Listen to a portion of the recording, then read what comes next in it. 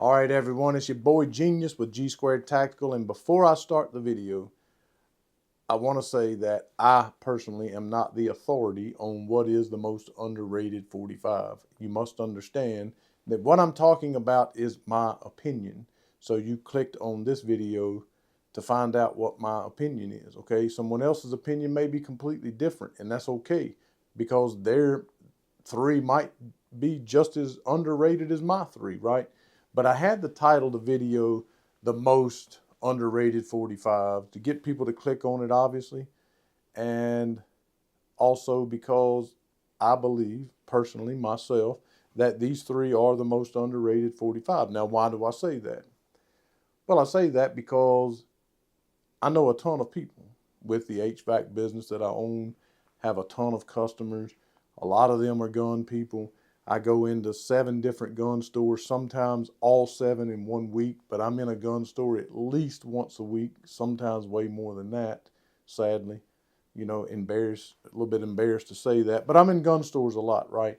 I know a lot of the employees in there. We text, we're boys, if you will. And so I know a ton of gun people and gun owners, and I don't know of a single one of them, not a single one that own any of these 3 guns. Not one.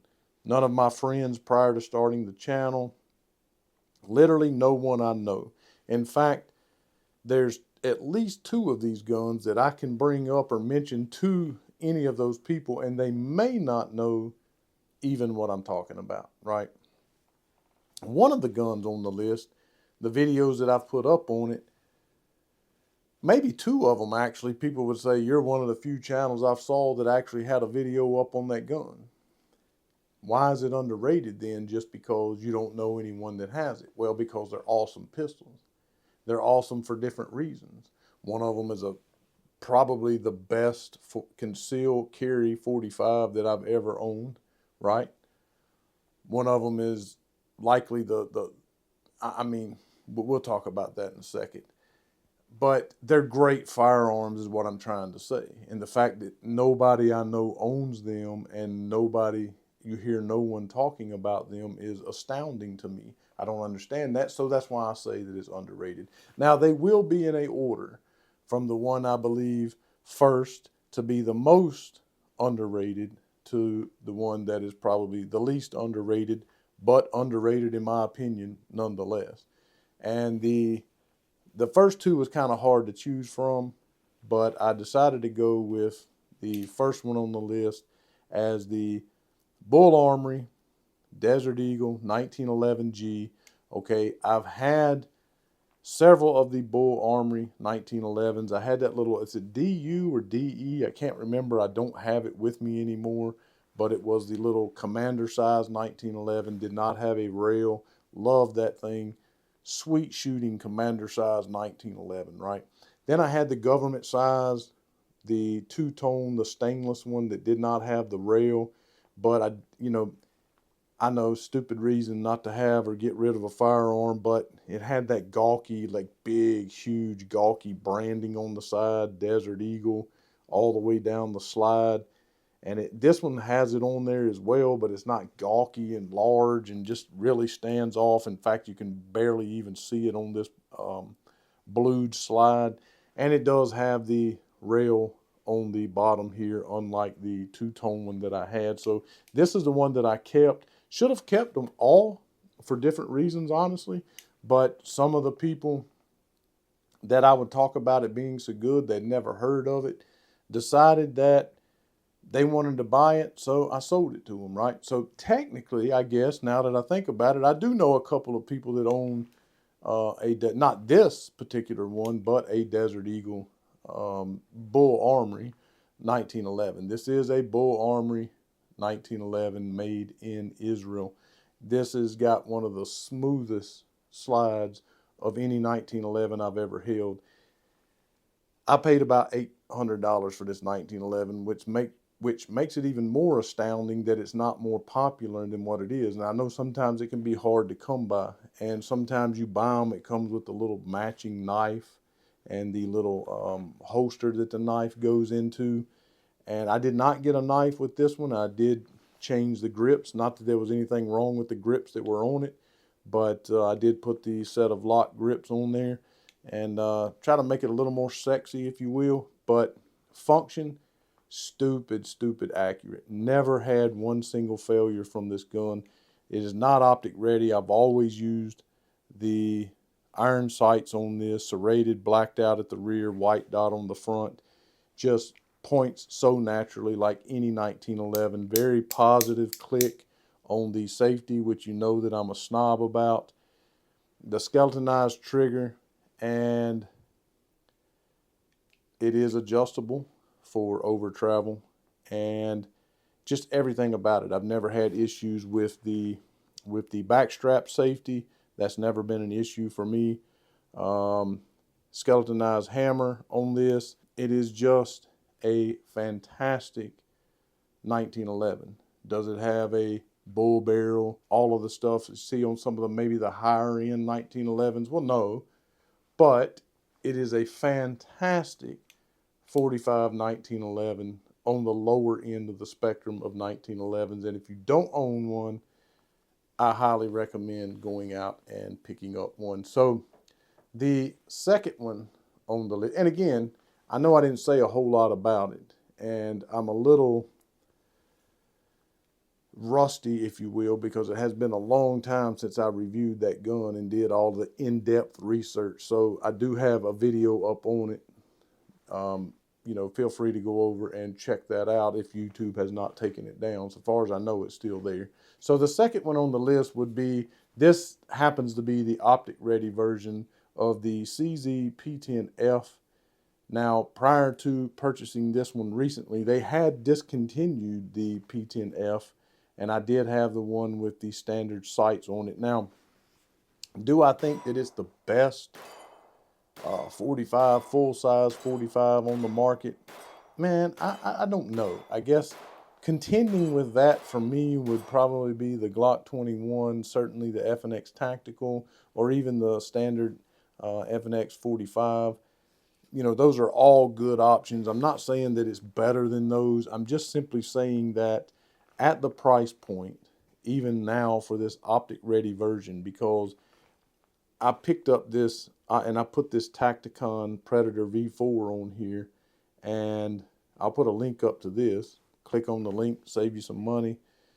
Anyway, so, or wait a minute, let me rephrase that. Actually, I do not have a discount code for this, but if you click on the link, it helps me out a ton. I want to make sure I get that right. I did not get any type of discount codes or anything with this optic, but if you click on the link, it does help me out. But I'm going to say I picked this up for like $4.99. I have seen it for cheaper than that. I have seen it lower than that.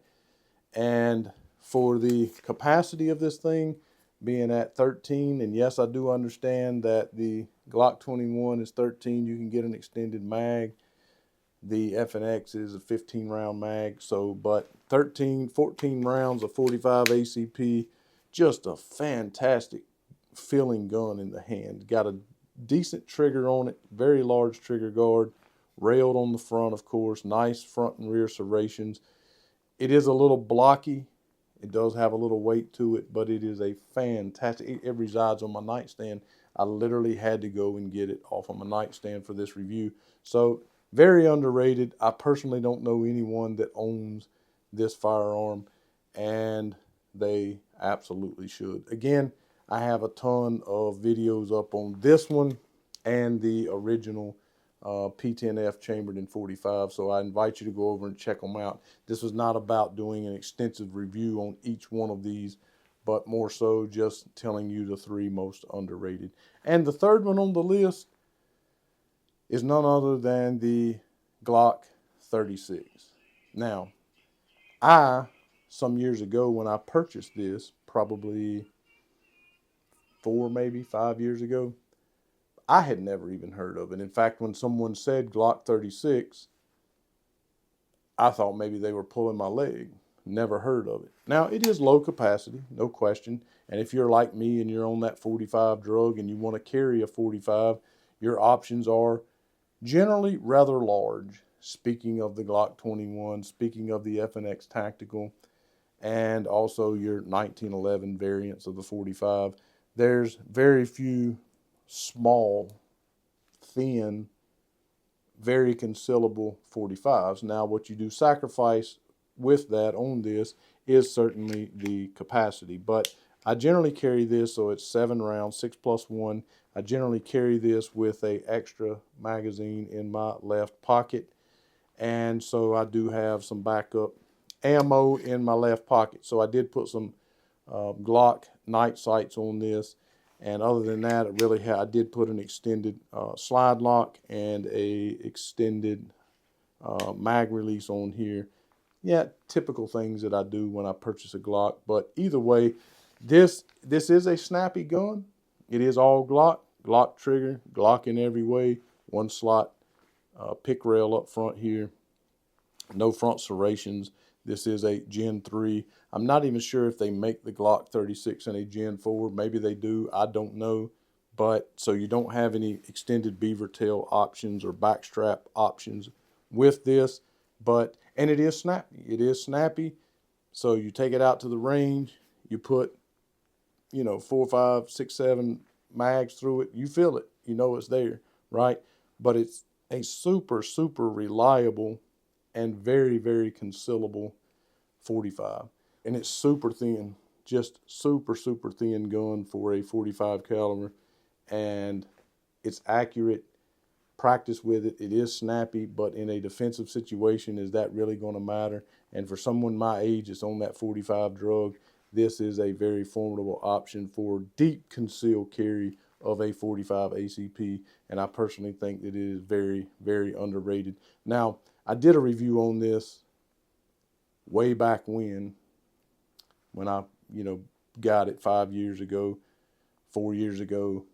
It had to have been once the channel started, which is right around 4 years ago. So it had to have been around that time frame.